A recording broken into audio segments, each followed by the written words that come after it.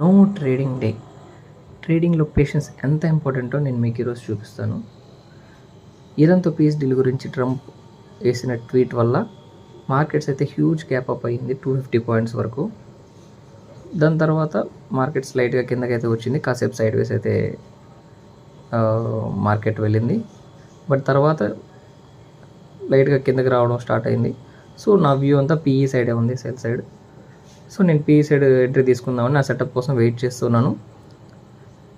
దాని తర్వాత 130కి European markets ఎప్పుడైతే ఓపెన్ అయ్యాయో మార్కెట్స్ ఒక్కసారిగా పైకి వెళ్ళిపోయింది. పైన ఉన్న రెసిస్టెన్స్ ఏది చూసుకోలేదు, అన్నిటిని బ్రేక్ చేస్తూ పైకి వెళ్ళిపోయింది.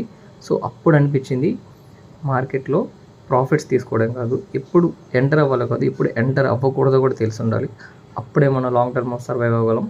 ఒకవేళ నేను తొందరపడి cell side PE side entry తీసుకుని ఉంటే మాత్రం నా క్యాపిటల్ చాలా లాస్ అయ్యేది. ఈరోజు ఎంతోమంది లాస్ అయ్యి ఉంటారు ఈ సడన్ స్పైక్ వల్ల.